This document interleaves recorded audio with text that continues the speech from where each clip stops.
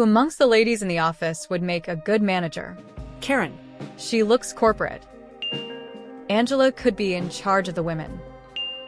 Meredith, you say? Jif, Giphy JP7 JSYJNNZ2 ONSUOS 8. Meredith would do alright if it were the post-apocalypse. Punch. She's qualified to work the baler. Meredith, steak for everyone. Karen. The only Karen who could be the manager instead of want to talk to the manager. That tight-ass Christian chick. Jif, Giphy eller C9S83 FW8IDK2 No man or woman on the entire show would realistically make a good manager. Asterisk Kunst. Kelly's would be qualified. She already manages her own department. And she's not easy to manage. Jif, Giphy LRC 9 SC80 3 FRW 8 IDK 2 Kale downsized. Jan before Michael corrupted her mind. After that, Angela. Honestly, I also thought Meredith would be good. Angela, but it would be a cold office. On the bright side, all you would have to do would be show up, do your job, not talk about your personal life, and you'd be set.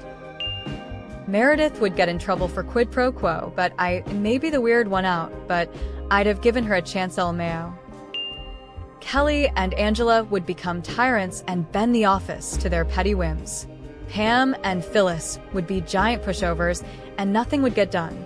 Meredith would institute a system of total anarchy, which honestly would be pretty similar to the way Michael runs the office. Jan and Karen actually are managers in canon, so we already know how they are.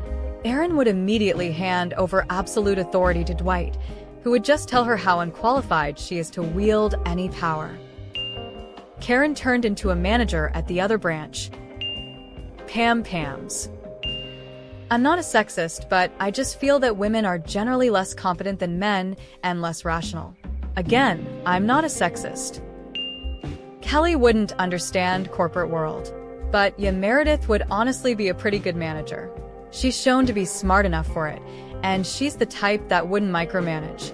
Just get your work done, and she's happy. Pam, she managed Michael. Dwight even recognized her capability by naming her his secret number 2.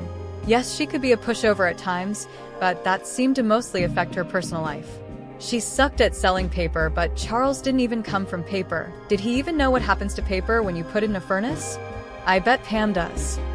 Pam was good at handling others. Pam running the office, with Jim and Dwight by her side, would probably be the least chaotic of everyone.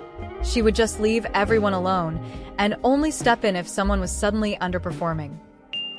Pam excelled in her position as office manager, enough so to be offered the same position at a larger branch, IRC. Karen is the obvious one, but she left, so it has to go to Pam. She lacks the knowledge and the ability to sell paper, but she was really good at managing people.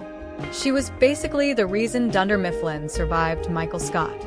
She knew how to play pretty much everyone in that office like a fiddle. She's also the reason Dunder Mifflin survived Creed Bratton as the interim regional manager.